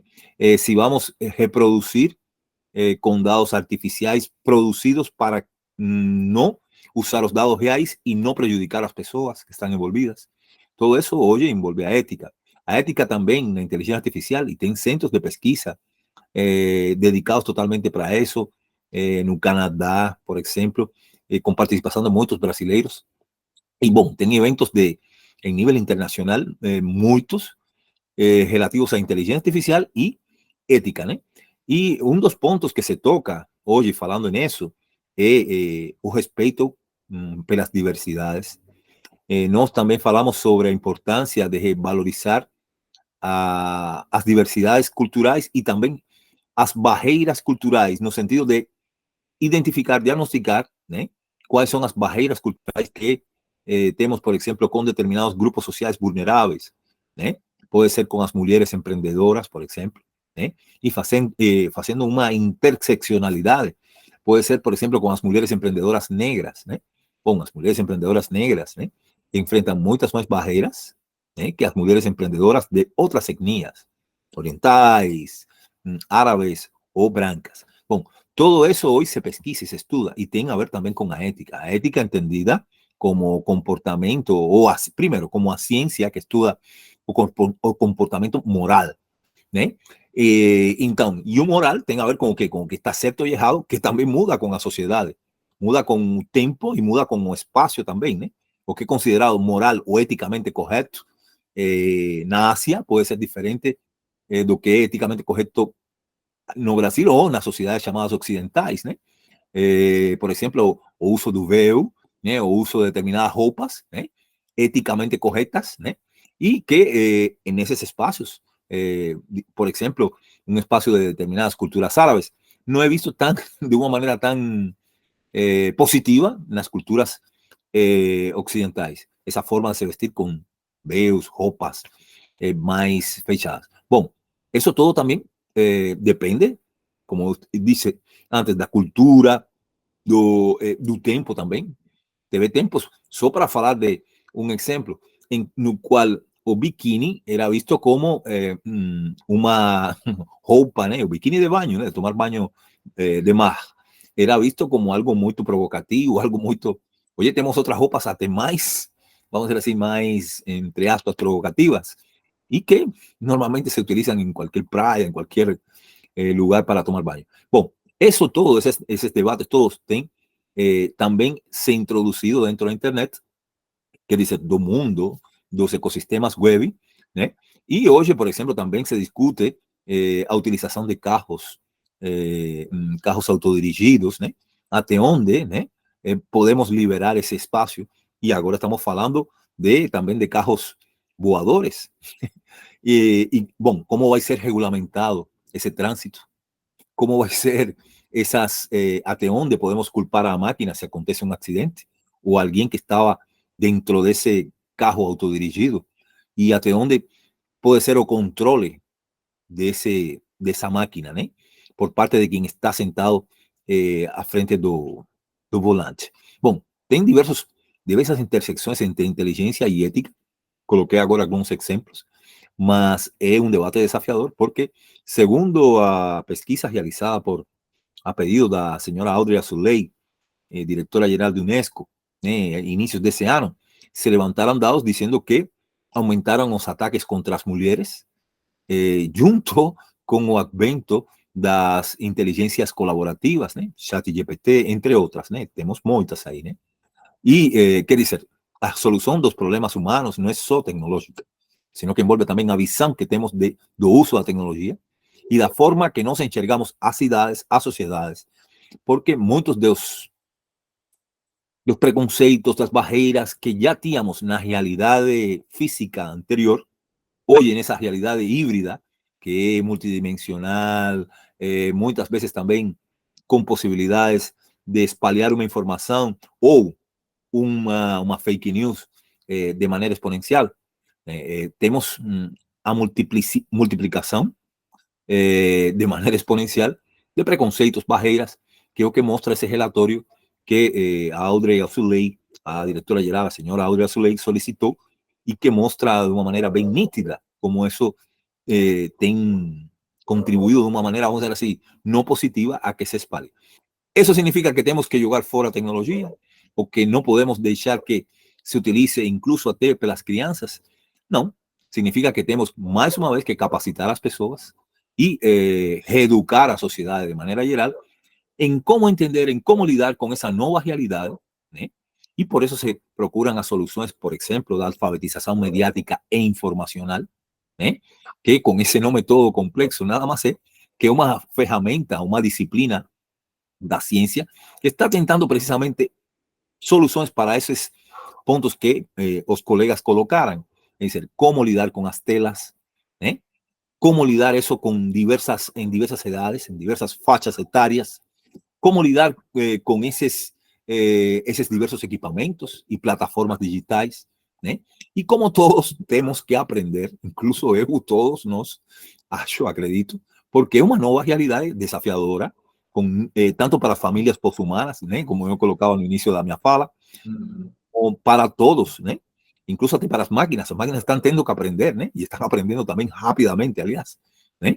E bom, estamos nesse processo, né? De convívio entre diversos tipos de famílias, diversos tipos de visões da cidade e da sociedade. E bom, dentro disso, as preocupações que foram colocadas aqui, como vamos educar, né? A essas nossas crianças nesse mundo tão desafiador, que é desafiador até para os adultos, que não temos todas as respostas. Então, como educar e formar nessas novas circunstâncias? Acho que estamos nesse desafio todos. E, bom, as respostas estamos procurando de maneira conjunta para ver, né, como conseguimos, né, soluções. Fantástico, fantástico. Bom, eu acredito que cada um, recortando cada uma das falas que os senhores e as senhoras colocaram aqui, dariam pelo menos mais alguns outros webinários. Aproveitando, então, obrigado, doutor Timbás. Fica conosco aí, por favor. André, podemos ir lá, então, escutar um pouquinho vocês? Estávamos todos ansiosos aqui não só pela sua chegada, mas também para que a gente possa escutar um pouco dessa avalanche de transformação que a gente tem vivido, não só na sociedade, mas também globalmente, e sobretudo dentro do INSPER, né? Que é uma referência de educação, não só na graduação, mas também executiva. Me corrija se eu falar alguma bobagem aqui. Já fui professor convidado do INSPER, admiro bastante, olhando de fora dentro, né? Sendo consumidor e também como é que é a eterna aprendiz. E nessa última visita, certo, Arthur, que nós fomos no INSPER essa semana anterior, ficamos maravilhados, não só com a infraestrutura predial, mas também com toda a metodologia, a organização. Fala um pouquinho da experiência, você como CTO, se apresente um pouco, por gentileza, por favor, nos dê essa honra aí, e depois como podemos impulsionar a experiência do aluno por meio da tecnologia, que também existe um conflito aí geracional rolando, né? Fala um pouquinho de você, da sua carreira, e como é que a gente impulsiona a experiência do aluno com a tecnologia. Boa noite. Perfeito, Felipe. Bom, primeiro, muito obrigado, né? Boa noite a todos. Eu lamento ter conseguido entrar só um pouquinho mais tarde, né? Mas eu estava numa reunião e não consegui sair antes. A gente está, de fato, vivendo um momento de grande transformação na escola, né? A gente acabou de inaugurar um prédio novo, né? Uma série de discussões aí sobre as transformações que a gente precisa fazer. Então, meu nome é André, né? Eu sou professor do INSPER na área de dados e inteligência artificial, né? Nos últimos meses atuando como CTO da escola, e a gente vem, né, Felipe, trazendo uma jornada de transformação impulsionada não só pelo desejo institucional da gente melhorar a experiência, né? Uma das coisas que eu fiz, na verdade, na hora que, né, sentei com o time para trabalhar, a gente transformou a área de tecnologia com o lema de a área de tecnologia está com as portas abertas e a gente tem que saber quem passa por essa porta e quem vem nessa porta. E essa porta, ela atende docente, ela atende discente, ela atende comunidade, ela atende parceiros, ela atende grandes players do mercado, ela atende networking, né? Então, entender quem pode vir à nossa porta e quais portas a gente vai procurar é extremamente importante. Então, e não dá, nesse processo de transformação, né, a gente deixar a temática de IA fora, né? Para minha felicidade, é a minha área de atuação, né, há muitos anos, né? Para minha surpresa, em vários momentos no INSPER, mas também fora no INSPER, eu sou o mais conservador das pessoas, né, sobre as ideias de IA, porque eu acho que a gente tem N responsabilidades que precisam ser vistas além da hype, né? Então, esses tópicos que vocês estavam abordando aqui, como a questão ética, né, os dilemas, como que a gente vai querer incorporar isso, como que isso vai se somar à nossa estratégia, ela é fundamental. Então, eu brinco, eu estou numa fase da vida em que a área que eu sempre estudei, eu me porto como uma pessoa mais conservadora no processo de implantação dela, né? Mas é muito bom, porque isso não significa que a gente está fazendo devagar, nós estamos fazendo, na verdade, uma base muito mais sólida também como instituição e ajudando, né? Interagindo com muitos big players. Faz poucas semanas que a gente fez uma parceria estratégica, por exemplo, com a AWS. Transformamos o nosso centro de dados em IA. Sendo que eu tive a felicidade de desenhar e criar para o INSPER. Então, assim, eu brinco que o INSPER é um local que deixou eu realizar vários sonhos profissionais, né? O meu doutorado virou um espaço da escola, agora a gente evoluiu ele para IA. Né? Agora, na cadeira de tecnologia, a gente tem N possibilidades para fazer. De uma maneira mais específica, quando você fala sobre a questão da transformação que a gente está fazendo aqui, fazendo um recorte mais para IA, a gente tem um posicionamento em 4 grandes vertentes, aí a gente tem os fóruns específicos que estão discutindo e aperfeiçoando e refinando esse modelo dia a dia. Nada é escrito sobre pedra, mas o gradiente existe, a gente sabe para onde a gente quer ir. Né? Então, a gente é muito preocupado em ensinar sobre IA, né? Ou seja, o pensamento computacional é uma competência transversal da escola, sempre foi, não é de agora que não vai ser. Ensinar sobre também se reflete a ter cursos específicos no tema da IA, seja na graduação, na pós, na nossa formação profissional, educação executiva, e eu ensinar sobre ele nos obriga a fazer aquilo que a gente sempre fez, que é a intersecção das áreas de conhecimento, elas precisam existir, a IA é fruto disso também. O outro pilar é ensinar com, né? Se o primeiro é ensinar sobre, o ensinar com. E isso só se dá quando a gente faz comunidade de boas práticas, que é o que a gente já está praticando, já há grupos de professores focados, há profissionais de tecnologia que estão envolvidos, né? Na sua visita você viu aí o time de tecnologia aqui, né? Sempre interagindo, buscando fazer. E o ensinar com é não só comunidade, mas ambiente de experimentação. Uma das coisas que eu acredito fortemente é que, com o avanço da IA e o fato de que ela está ficando cada vez mais acessível e várias empresas estão ofertando ela como IA como um serviço, e que a gente está num caminho que isso vai ser o dia a dia dos profissionais, né? E a gente vê, inclusive, até algumas big techs assumindo o papel de educar as pessoas sobre isso, e a gente, como instituição de ensino, precisa refletir como a gente se posiciona sobre isso. Eu acredito que um grande diferencial é a gente ser um ambiente de experimentação, né? Quando a gente se torna um ambiente de experimentação, a gente começa a discutir os dilemas que a gente está falando aqui. Como a gente se torna um ambiente de experimentação, a gente começa a refletir sobre custo-efetividade, como é que tira isso da tela do computador para o dia a dia, né? Isso também está dentro do nosso pilar. E o diagnóstico da aprendizagem, a gente precisa, né? A nossa comunidade prática já coletou aqui diversas práticas de professores usando a IA para N usos, né? E a gente agora está fazendo um diagnóstico se isso está aumentando e aumentando em qual intensidade, em qual direção o aprendizado. Outro pilar desses quatro, o terceiro, é pesquisar com. E aí a nossa preocupação de que os nossos pesquisadores saibam utilizar a IA. A IA para analisar seus dados junto com eles, a IA para processar, pré-processar seus dados, e os núcleos de pesquisa e de conhecimento que a gente tem aqui no INSPER, estruturados, têm os recursos de IA disponíveis. E o último pilar é o pesquisar sobre, né? E pesquisar sobre é quando a gente fala, a gente precisa discutir os problemas da IA, a gente precisa ver os efeitos éticos, os efeitos na sociedade, né? A gente precisa pesquisar sobre a oportunidade de novos algoritmos, soluções, né? A gente já está vendo que, por exemplo, Hype Cycles de Gartner já mostram que a IA generativa chega num platô entre 2 e 5 anos, né? Então, muito indica que a gente vai ter que correr agora de pensar em novas ferramentas, novas soluções, incorporar novas oportunidades.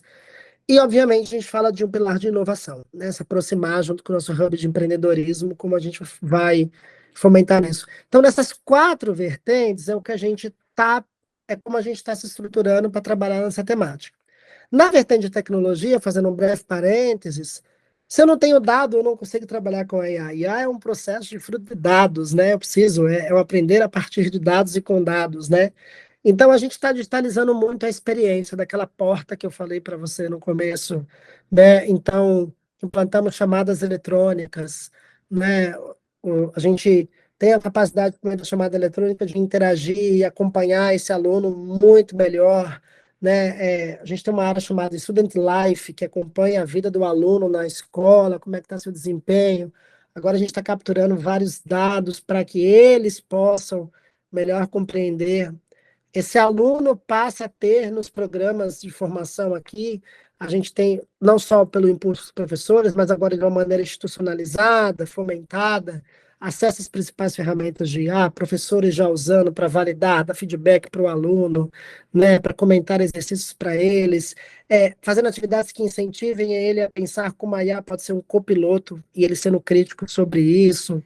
Então, de uma maneira geral, o que a gente vem fazendo nos últimos meses, né, é estruturar isso de uma maneira institucional, né? Então, muitas campanhas de conscientização, ao invés de deixar cada um ter sua própria IA, né? Porque tinha a política do Bring Your Device, agora tem o Bring Your AI, né? Então, as pessoas também trazem sua IA, né? Então, a gente também tem que fazer uma política para tratar isso, né? E a política foi formação, conscientização, incentivo, né? A gente está no nosso próximo vestibular, né, a parte de validação de documentos que a gente vai ter no vestibular, que hoje é um processo de conferência manual, né, vai ser automatizada, né, nos nossos testes iniciais já teve percentuais consideráveis de aceleração, quão rápido a gente consegue fazer, quão mais assertivo, com feedback mais em tempo real. Então, esse é um pouco da nossa jornada, né, e de como a instituição se estruturar para ajudar para que isso, né, se reverta para a sociedade. Acho que isso tem um pouco a ver com a missão do próprio INSPER, né? É promover a transformação da sociedade. Então, o que a gente faz aqui é essa liberdade de falar, de contar, de falar, estamos de portas abertas, a gente não é o padrão de referência, a gente quer aprender com outras referências também, né? Então, acho que é incentivar também uma troca, né? Um network bem interessante, tá bom? Então, esse é um pouco de um resumo aí da sua pergunta. Não, sensacional. Agora, só um recorte bem rápido, porque eu acredito que a gente, dentro dos próximos 20 minutos, encerremos, mas não há um desestímulo para que você não fale mais sobre a experiência do INSPER, pelo amor de Deus, fique aí. Tá bom. Mas só uma dúvida pessoal, essas iniciativas, elas cascateiam esses deliverables, né, esses entregáveis que você acaba de nos trazer, estratificados, organizados em pilares, eles se aplicam à graduação e pós-graduação, educação executiva, ou não? Está seccionado por... Esses 4 pilares, eles são institucionais, eles não são da tecnologia, da informação, eles são pilares que a gente está estabelecendo, construindo e revisitando, né? Pode ser que amanhã tenha 5 pilares, 6, 3, 2, mas eles são transversais na escola, né? O ensinar sobre é um olhar na graduação, na pós-graduação e, vamos dizer, que algumas vezes chamam de extensão na formação profissional que a gente tem aqui nos cursos abertos, né? Ele chega na pesquisa, ele chega no estrito sensu, tá? Ele chega no back-office, ele vem para o back-office da escola também, né? Então, não são nichados, são grupos focais que têm elementos de várias áreas da escola para contribuir com isso, né? Então, tem um grupo de boas práticas de curadoria, né? Pegar um exemplo, por exemplo. Vamos supor que a gente fomente o uso da IA na disciplina X, tá? Essa disciplina, ela é ofertada por quatro professores lecionam a disciplina. Nós temos um papel institucional de que, sob a perspectiva do aluno, a experiência dele deveria ser a mesma, independente do professor que está lecionando a disciplina. Então, o grupo de curadoria é um grupo de propósito para pensar como a gente garante isso? Como a gente garante que os 4 possíveis professores de disciplinas estão passando no mesmo nível, no mesmo método, que o aluno não fica com aquela percepção de que, mas quando a disciplina é com o professor A, usa isso, mas o B não gosta de usar isso. Mas se a mensagem é institucional, é nosso papel ajudar ele a trabalhar dentro do que ele também entende que é razoável e que vai dar resultado na sua disciplina, uma certa padronização. Então, é tudo transversalizado. Fantástico. Doutora Maristela, nós estamos aí nos 15 minutos finais, 20 minutos finais, né? E é uma pena que a gente tenha só esses 15, 20 minutos, porque... aí, gente, desculpe, acabei me inclinando um pouquinho para a doutora Maristela, que ela foi alguns assuntos aí que me abriram a cabeça, explodiram as sinapses neurais e me fizeram me apaixonar ainda mais não só pela psicologia comportamental, mas sobretudo a tecnologia, né, a educação, tendo 2 filhos em casa. Faça para a gente um recorte desses impactos não só na primeira infância, mas também na vida prematura, né? E aproveita, coloque para a gente um resumo quais são os takeaways de hoje aqui, né? As considerações finais, mas com esse recorte aí, né, da influência, dos impactos que tem, não só na vida infantil do indivíduo, é isso? Eu aprendi com a é isso? Indivíduo, é isso? Sim, o sujeito, né? Sujeito, obrigado, sujeito. Sujeito, Faça suas considerações finais esse recorte muito bacana que me apaixonei hoje pela sua fala também. É interessante a gente pensar que nós começamos aqui hoje, você começa as suas indagações, as suas reflexões, dizendo, mas existe uma tabela que os pais, os educadores podem seguir, de qual idade, até qual idade usar o celular ou usar a televisão, ou seja, você é um homem da técnica, um homem informado, nós todos aqui ainda temos dificuldade de reconhecer que existe sim um protocolo, existe sim, vamos chamar de existe sim uma tabela. Então, talvez o primeiro passo é a gente perceber que existe sim recomendações, vamos pensar para não falar em protocolo nem tabela, existem recomendações, elas foram formuladas a partir de trabalhos sérios, né, e profundos, encabeçados pela Organização Mundial da Saúde, Unesco, Unicef e associações de pediatras no mundo todo, inclusive do Brasil, e essas recomendações dão conta de que é preciso, sim, que haja um conserto aí com C, né, no sentido de escolas, creches, famílias, instituições de acolhimento, pediatras, clínicas, ou seja, é preciso que nos concertemos em torno dessas recomendações. Bom, elas poderão ser aperfeiçoadas, elas têm flexibilidade, sim, mas há um patamar mínimo de expectativa para se usar as telas e a tecnologia de forma a prevenir questões, para não dizer doenças, questões psíquicas, questões mentais e com repercussões no corpo físico das crianças, dos jovens e dos adultos. Então, se nos concertemos em torno dessas recomendações, e elas passam a ser como aquelas cartilhas que se fornecem nas escolas, né? O que é ser um cidadão, quais são os direitos das mulheres, quais são os direitos da... Se isso funcionar como uma espécie de cartilha amorosamente, digamos, difundida, nós vamos ter a sensibilidade, uma moralidade médias, no sentido de que vamos caminhar na mesma estrada, ou seja, até 2 anos de idade, recomenda-se que não se use a tecnologia, né, não se bote o bebê na frente do celular, nem na frente da televisão, e se pope o bebê no máximo possível até os 2 anos. Dos 2 anos aos 5 anos, ele poderá ter acesso à televisão fixada na parede ou em cima de um móvel fixa, na qual ele vê filminhos, vê desenhos, por cerca de 1 hora. Há flexibilidade no fim de semana? Sim, 1h30, 1h15, mas em torno disso. Dos 5 anos em diante, digamos 5, 6, 7, ele poderá ter acesso a outras telas, inclusive o próprio telefone celular, mas num prazo de não mais de 2 horas. E sempre supervisionado. É muito importante ter presente que as recomendações sugerem que as crianças não vão ou não usem a tecnologia encerradas no quarto, para que haja uma certa supervisão, mas não um controle. A supervisão, você está vendo que, estou vendo tal coisa, ou seja...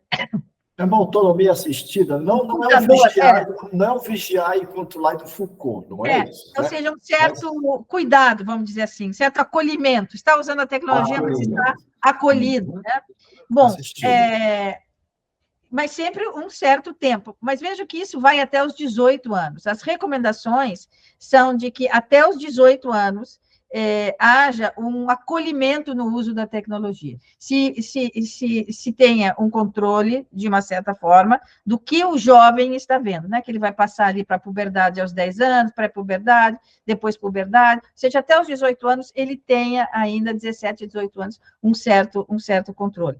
E que isso seja, como eu disse no início, uma espécie de padrão de comportamento de uma sociedade que se movimenta dentro de uma moralidade média, né? Ou seja, o colega da escola também, as orientações da professora também, do pedagogo também, quando vai ao médico também, porque é muito importante, porque há já pesquisas significativas no sentido de que o uso do telefone celular, o uso até os 5 anos, por exemplo, o uso desenfreado do telefone celular, pode levar a doenças do sistema neurológico importantes, que nós estamos vendo agora, né? Estamos buscando as comprovações agora. Então, esse uso, digamos, bom, esse uso racional, esse uso objetivo, esse uso saudável, até visando como essa criança, esse jovem, poderá se servir da tecnologia quando adulto, poderá desenvolver outras ferramentas tecnológicas, porque ele teve um aproveitamento. Enquanto o seu eu, né, o seu sujeito ia se desenvolvendo dentro de uma certa normalidade, ele ia tendo contato com as coisas do mundo exterior de forma, digamos, melhor conduzidas. Então, eu tenho falado disso como uma espécie de grande campanha que se faça partindo de um patamar que poderá ser aperfeiçoado, né? Nada impede que o pai diga, não, filho, no fim de semana você usa 3 horas, não, no fim de semana você sai com o telefone celular. Há muitas flexibilidades nesses padrões, mas há um mínimo que previne doenças, que previne e que cuida da saúde psíquica, mental dessas crianças e desses jovens. Excelente. Nossa Senhora. Rogério, dá para chamar Dá para pedir mais 2 horas assim de webinar ou não? Já está acabando o tempo, né, querido? Estou aqui, já aqui, como dizem o Felipe Tibas, no Brasil, embasbacado com o webinar de hoje, porque é muito difuso. Vieram 4 gênios aqui falar de assuntos que são transversais a 2 temas que têm gerado muito debate. Doutora, que gratidão. Fica mais um pouquinho que a gente vai escutar. Fica mais um pouquinho que a gente vai escutar as considerações finais aqui do Arthur, doutor Arthur, depois o Felipe Tibas, e aí nós vamos abusar um pouquinho mais do André, viu, André? Aguenta aí. Arthur, querido. Eu tenho mais a agradecer mesmo, assim, eu acho que talvez eu fui o maior beneficiado de estar aqui hoje à noite escutando vocês falar. É inspirador. Obrigado. Assim, como considerações finais,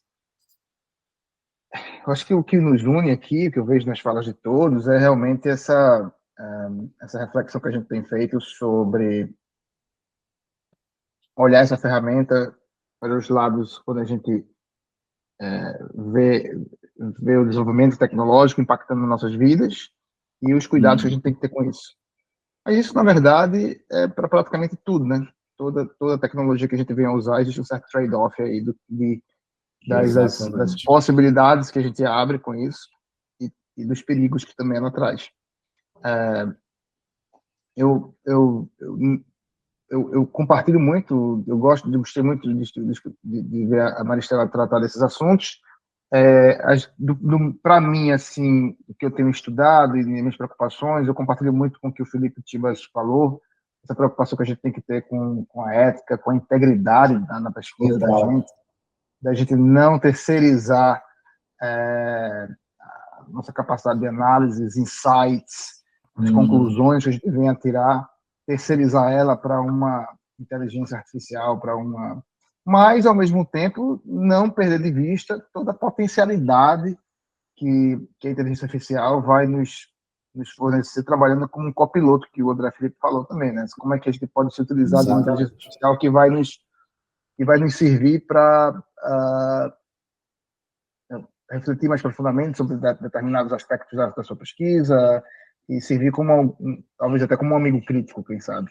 Mas não terceirizando, como eu falei, para o IA esse trabalho. É isso, eu acho que a gente se une aqui, todos nós estamos aqui presentes hoje em volta desse tema de tecnologia, de ambientes digitais e quais são o que é que isso nos abre como perspectiva de futuro, mas também os cuidados que a gente tem que ter com essa utilização. Maristela quer falar sobre o compartilhamento aí? Quer não? Foi muito bom, eu adorei. Muito bom. Fantástico. Olha, e é uma realidade cada vez mais presente, né? Pois é, pode não acreditar, mas a Júlia com 11 anos, hoje, né? Vocês vão naturalmente concordar comigo, já olhava o celular como objeto, como se fosse mais na vida cotidiana dela. O Lucas, então, está com 7, né? Arthur, querido, mais algum ponto? Só te agradecer. Não. Agradecer demais. Falar, André Felipe, a gente foi no INSPA, né? Semana passada, eu e o Felipe, fiquei maravilhado com a Constituição. Não te encontramos lá, mas foi ótima conversa com a Gi, e com a Beatriz também. E espero voltar ao INSPA um dia também.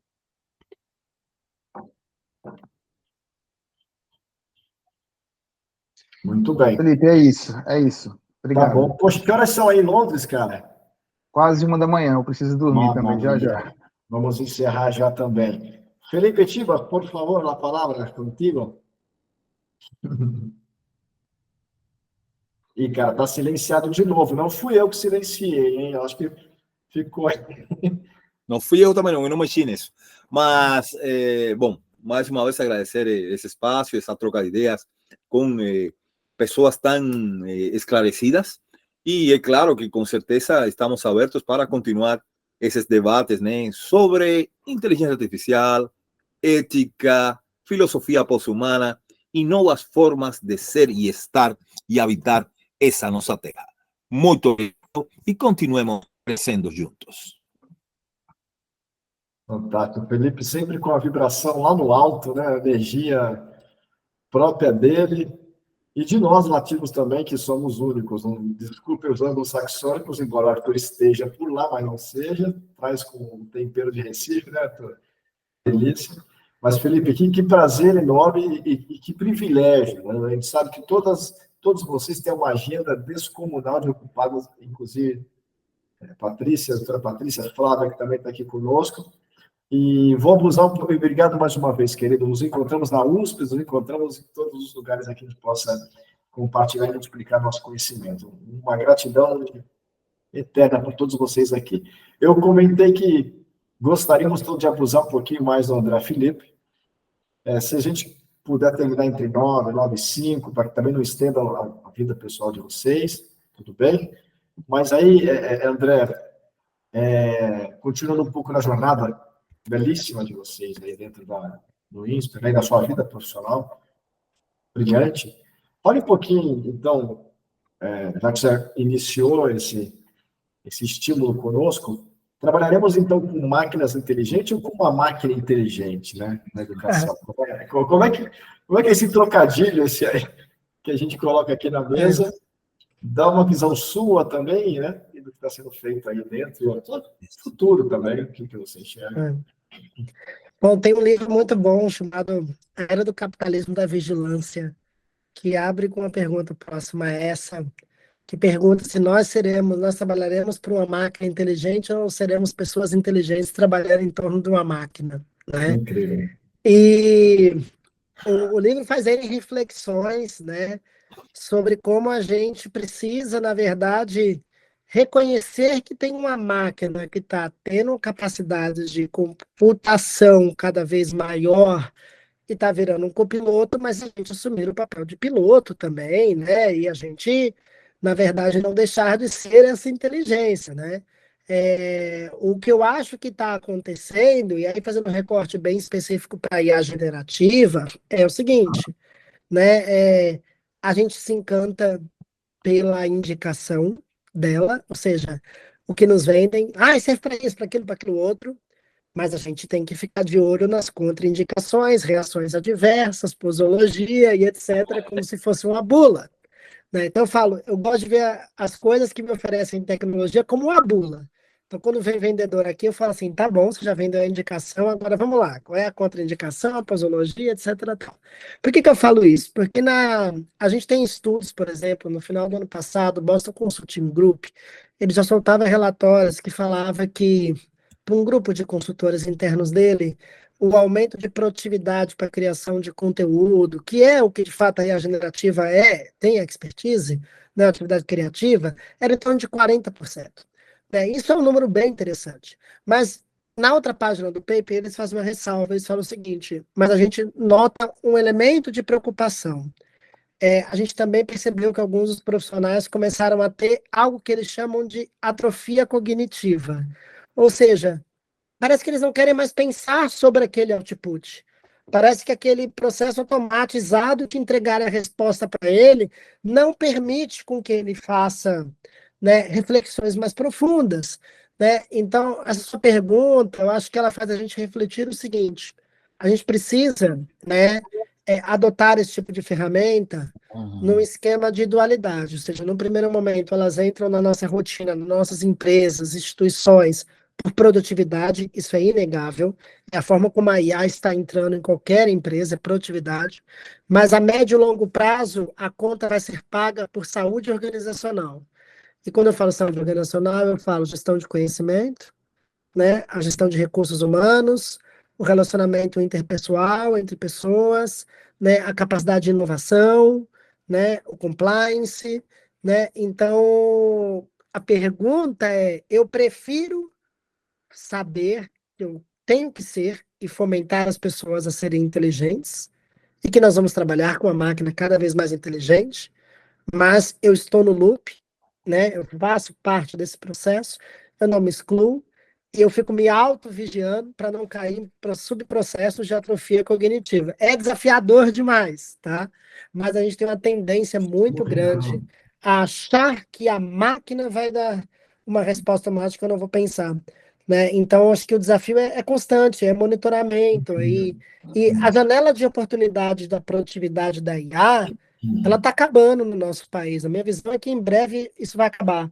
Na hora que a legislação for aprovada no Congresso Brasileiro, a pauta vai se voltar, felizmente ou infelizmente, por N razões, para a saúde organizacional. E aí a gente vai ter a oportunidade de falar dos assuntos cada vez mais sérios e mais profundos, né? Então eu falo, embora eu tenha algumas considerações com o texto que está saindo de lá, e que pode sair de lá, vamos esperar ver o que vai vir, né? Vamos desejar que as pessoas façam o melhor trabalho possível. Exatamente. De uma maneira ou outra, isso é preciso vir, porque aí a pauta de produtividade perde um pouco o foco para a gente falar de saúde organizacional. Aí é onde a história começa e o jogo sério começa a ser tratado, e aí a gente vai começar a ter uma pauta mais séria. E aí, voltando à sua pergunta, pessoas inteligentes trabalhando com a máquina que também é inteligente. Fantástico. Bom, pessoal, é uma pena, mas a gente chegou às 9 horas, que foi o prometido, inclusive, acordar com vocês, para que também vocês depois em casa não recebam puxões de orelha, xingamento, prato voando, mouse voando, teclado, não é verdade?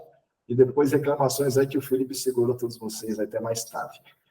Patrícia e Flávio, não sei se vocês querem fazer alguma colocação, contribuir, fazer um comentário, perguntas, não sei se querem, podem também abrir os vídeos, sejam muito bem-vindas. Além da nossa transmissão, né, do nosso canal, alguns privilegiados entrando aqui, mas independente disso, Patrícia, doutora Patrícia, Flávio, fiquem à vontade em direcionar algum comentário, pergunta.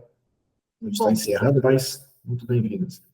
Primeiro, eu queria agradecer a todos vocês, principalmente você, Felipe, pela iniciativa de webinars tão interessantes e convidados brilhantes, né?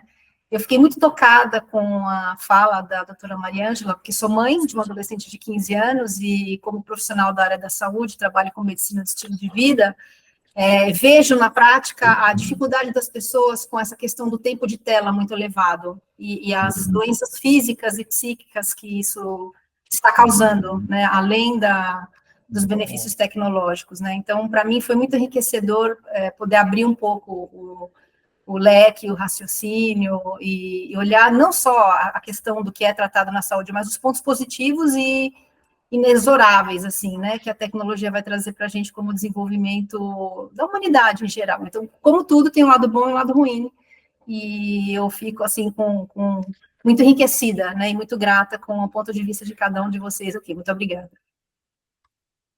Que bom, então. Não sei se Flávio quer contribuir também.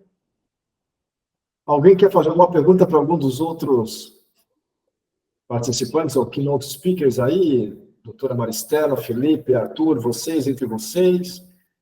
Eu já estou aqui, fiz um MBA em 2 horas hoje. Conta, André, conta, Felipe. Com licença, vou ter que me retirar, gente, mesmo. Claro. Tem que partir. Bom, muito obrigado mais uma vez pela oportunidade, pelo conhecimento compartilhado, e com certeza vamos encontrar em outras oportunidades. Então, tá, joia. Queridos, então, não sei se eu quero ter mais alguma colocação a fazer. Maristela, Arthur, Felipe. Bom, vou só agradecer, então, foi ótimo ter ouvido a todos vocês, muito conhecimento, muito, muito bom. Agradeço o convite, tá, Felipe? Uma ótima noite para todos, e até uma próxima oportunidade de participar aí com informações também. Eu sou da área da arquitetura, trabalho com espaços virtuais e os espaços físicos, eles, né, estão e devem ser interligados aí para uma boa aprendizagem, para uma boa cognição, e temos muito para conversar em próximos encontros. Agradeço a vocês, tá bom? Imagina, obrigado pela presença, Flávia. Queridos e queridas, então, fiquem com Deus, um grande abraço para vocês, mais 10 segundinhos muito rápidos. A transmissão, então, além de chegar até vocês, para que vocês possam também multiplicar, subir até o site, a página de vocês, claro, com autorização prévia de todos aí, podem utilizar à vontade, dentro dos seus núcleos de aprendizado, conhecimento e comunidade em geral. Arthur, fica à vontade também em subir isso dentro do material, dentro da sua área de conhecimento, da sua comunidade núcleo.